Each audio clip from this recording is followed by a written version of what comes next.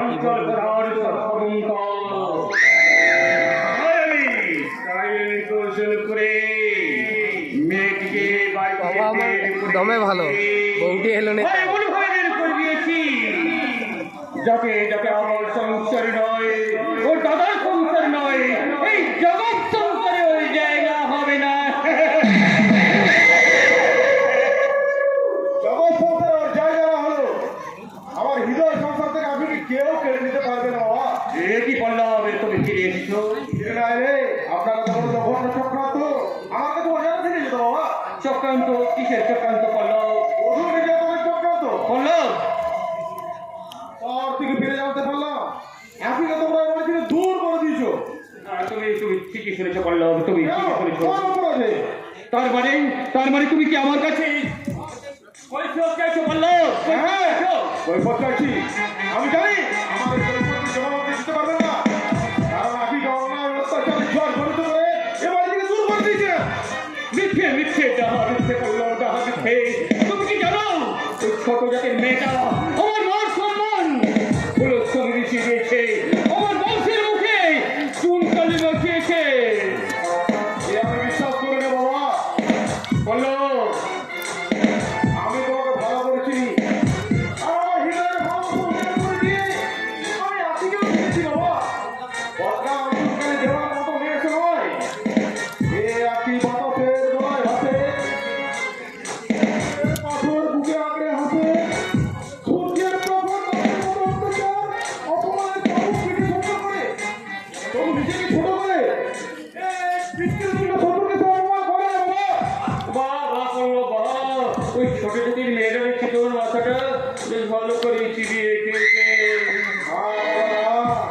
চিবিয়ে চিবিয়ে করে দেওয়া কথা অন্য কেউ খায় না বাবা। বলো তুমি কি জানো ওই মেয়েটা পুরো লোক এর তোমাকে আক্রান্ত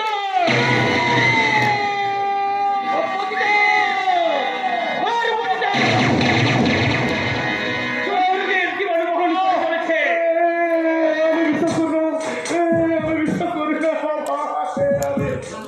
আমি বিশ্বাস করি না বাবা।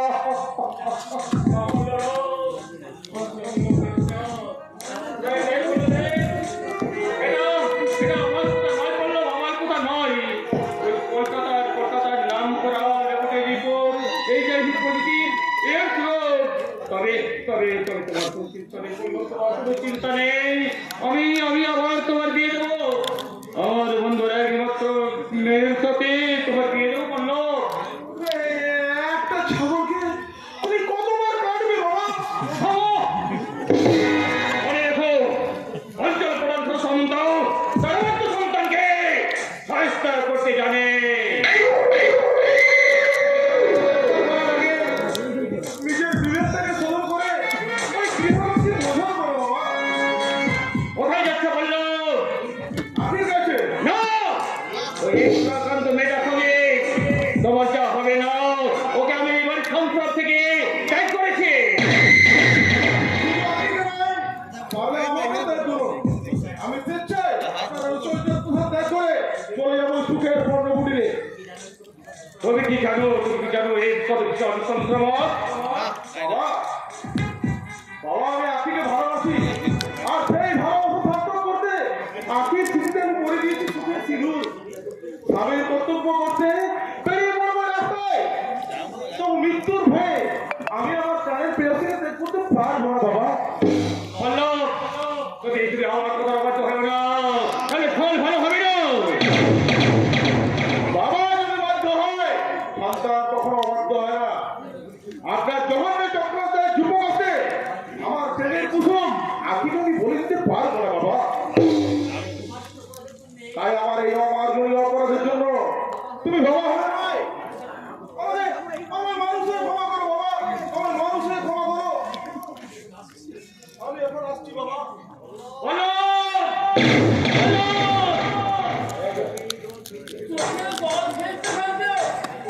বাড়ি থেকে বেরিয়ে গেল অপরাধ কাপুরুষ আজকের যুগে একটা সামনে মেয়েকে উঠলে একটু সাদে সে অপরাধ কাপুরুষ। দাদাবাবু আমাদের সেরকম নয় গো বাবু। তাকেও ভালোবাসে ওর প্রান্তে তো থাম, তোকে আরো কাজ করতে হবে না। বললাম কোথায় গেল খোঁজ কর, যাও যাও। কেমন করে? ফিরে আয়। আর নাচতে জানে চাপকে পিঠের চামড়া তুলে নেব। পায়ের দুটো সবার পায়ের নিচেই থাকে, কখনো মাথার উপরে ওঠে না। Shut up, shut up! ভাবতে আমাকে দিদিমণি করে ডাকলে চাপকে পিঠের চামড়া তুলে নেব। ম্যাম সাহেব বলবি, ম্যাম সাহেব। খোঁজ কর, বললাম কোথায় গেল খোঁজ কর, যা। আরে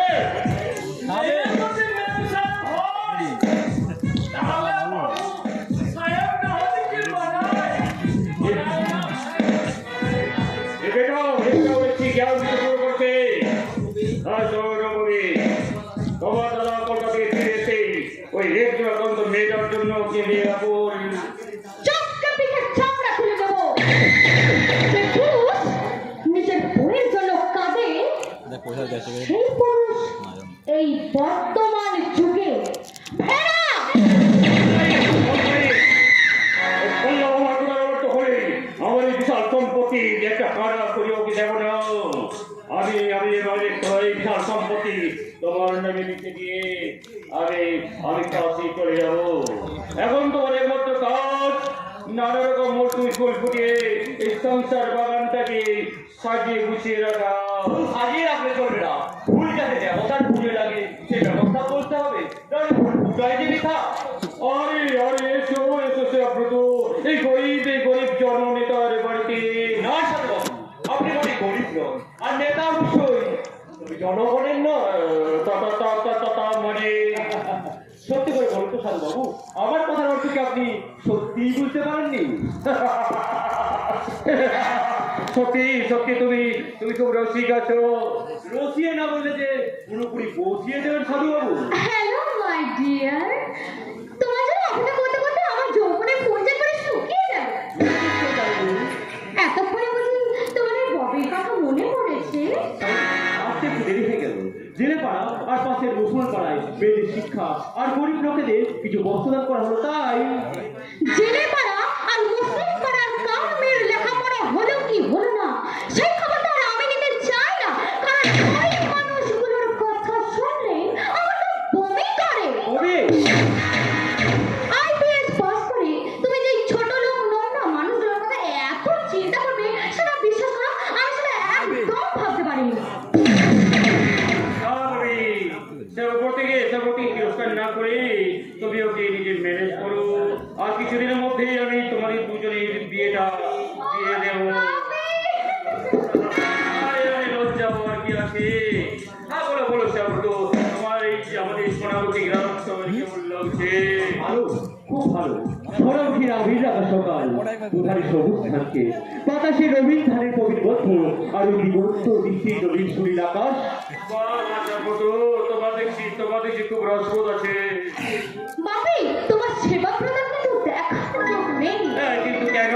না হলে কি এই সোনামুখী গ্রামের এই সুন্দর ববিকে চোখে পড়ে না? সত্যি গ্রামালে তোমার মতো মেয়ে অত্যন্ত দুর্লভ। তবে লক্ষ্য রেখো, উচ্চ আধুনিকতা নেশায় তোমরা গ্রামে পক্ষে বিজ্ঞাপন করো না। My name is Bobby. ওই ছোট লোক জেলে বাগদিগুলোকে পিঠে চাবুক মারাটাই হলো আমার একমাত্র হবি। গ্রামের গরিব ও ভাঙাতে পিঠে বসিও না, কারণ ছোট লোক হলো দরিদ্র নারায়ণ। তোমার ওই আহ্বান একটা পিঠে পড়লে তার দ্বিগুণ পড়বে তোমার পিঠে। আচ্ছা আর চলে চলে যাচ্ছ ওই জেলে পাড়ার কার বাচ্চা মরলো, কার বাচ্চা হলো তার হিসাব রাখতে আর ওই মুসলিমদেরকে বস্ত্র বিতরণ করতে।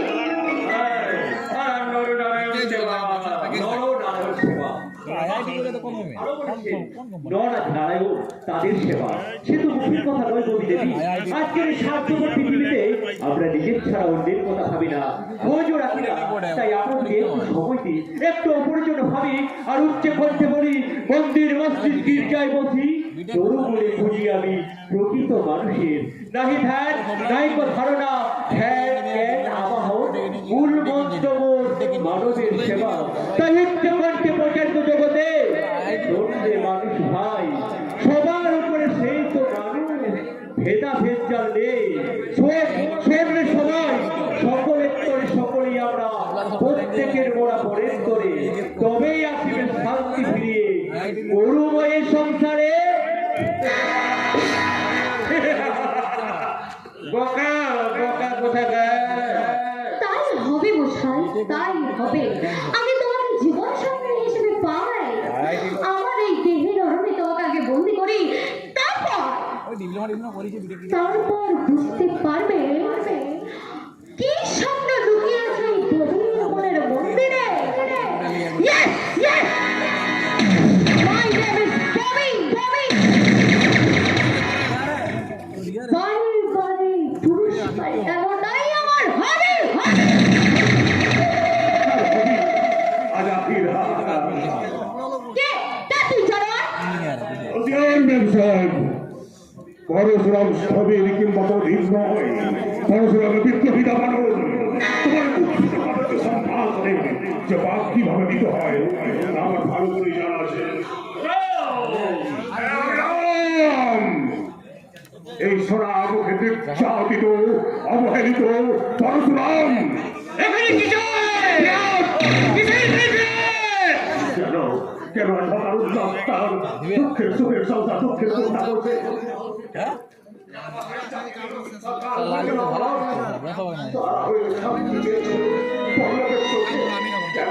কেন তোমরা অবজ্ঞা অবহাই তাকে করেছো অন্ধ?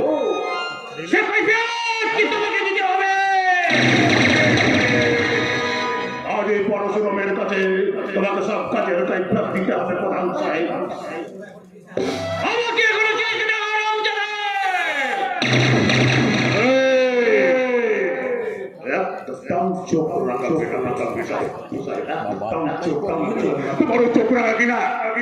আমি ভয় করি না আমার মতো হাজার হাজার টাকা যুবকের মোটদণ্ড ভেঙে দিয়ে তুমি আজ রাজনৈতিক উচ্চ আসনে বসেছো। দিনের পর দিন আমাদের চাকরি আর অর্থের লোক দেখিয়ে আমাদের মধ্যে কংগ্রমিকরণ আনবো, কিন্তু আজই এই যুব শক্তি আজ আগে দিয়ে জ্ঞানীর মতো ভেঙে পড়েছে। তোমাদের মতো ওই নেতাকে উচ্চাতার হিমত শিখর থেকে কেন হিচড়ে না ভাবে এত সহজ কোথায় পেলে? থেকে সমুদ্রের গর্ভ থেকে তুলে আনা অক্টোপাসের বাহু থেকে।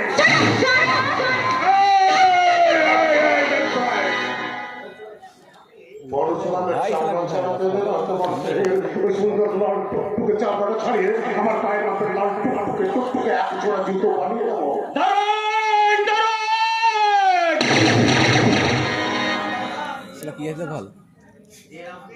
যে রামকে ডাকো না কেন মনে রাখো আমার নাম পরশুরাম। জবাব দাও সব সামন্ত। আখিকে চোখের জল ফেলতে ফেলতে এ বাড়ি থেকে চলে যেতে হয়েছে। কেন করবের সংসার থেকে যেতে বিরাজকে আমার ক্ষতি করা হয়েছে? কেন পল্লবের মতো সহজ সরল ছেলের মনে কালকে ওকে অপরাধ করেছিল আখি। এক হয়েছে জীবন বহন করছে ও পতিতা পার্বণিতা। বিশ্বাস করি না, আমি বিশ্বাস করি না। তোমাদের ষড়যন্ত্র, তোমাদের গভীর চক্রান্ত। একটা গরিব মেয়ের উপর বধূ নির্যাতনের জঘন্য পন্থা। কিন্তু আমার একটা কথা স্মরণে কোথায় দাও, সরকারের জালে জড়িয়ে তোমরা অসহায় মেয়েটা সর্বনাশ করতে চাইলে না। তোমার সাধুর মুখোশ আমি টেনে ছিঁড়ে দেবো। কি করবি জঙ্গলি জানোয়ার? সাধুর মুখোশ টেনে ছিঁড়ে ফেলবো, খায় বের করে দেবো।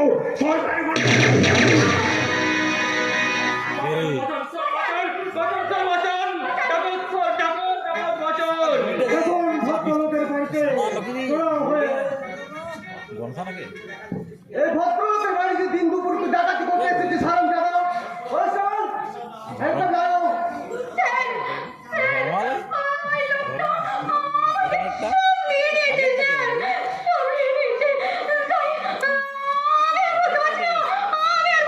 ধর্মা তারপর ঠিক আছে, ঠিক আছে, কিচ্ছু বলতে হবে না।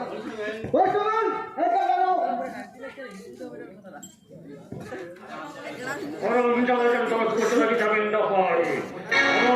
আমার 5 লক্ষ টাকা আর 20 ভরি সোনা। কিচ্ছু বলতে হবে না। আমি এমন ভাবে বুঝিয়ে লিখবো যে বেটাকে একেবারে লেজে গোবর করে ছাড়বো। চল করকে বাচ্চা। দিন দুপুরে ডাকাতি, ধর্ষণের চেষ্টা। বাড়ির লোক নমস্কার। আজ আমি যাচ্ছি সাধারণত আইন যখন তোমাদের হাতে হাতে জেল আমার হবেই তবে জেল থেকে বেরিয়ে আমার বুড়া কাজ হবে কিন্তু আমি আমার প্রশ্নের উত্তর না নিয়ে ফিরে যাব না। আজকে সমস্ত প্রশ্নের উত্তর আমি তোমার গলায় পা দিয়ে বের করে নেবো ওভাবে আছি চোখের চলে নিয়ে যাবো তোদের জ্বলন্ত চিতা তোদের রক্ত বুঝে নেবো জীবনের যত ভিন্না এ আমার অঙ্গীকার এত অভিজ্ঞতা দাম্পের তিলে তিলে রক্ত হয়ে যাওয়া এক পুরুষ সিংহ শাসকের অঙ্গীকার ঢুকে গানে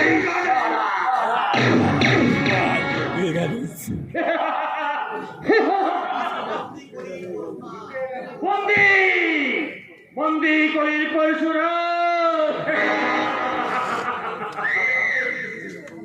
তুমি আমার অনেক অনেক দূরে গিয়ে এসেছিলে তুমি চেয়েছিলে এই আমার সুখের সংসারে আগুন লাগিয়ে ওই গরিব মানুষগুলোর নেতা হতে তাই তোমাকে আমি মিথ্যে কেস দিয়ে ঢুকিয়ে দিলাম গেলে এইভাবে এই গ্রাম এলাকায় এই অঞ্চলে এই সাধু সামন্তের বিরুদ্ধে যে বাজারা মাথা তুলে দাঁড়াবে তারা বাঁচবে না বাঁচতে পারে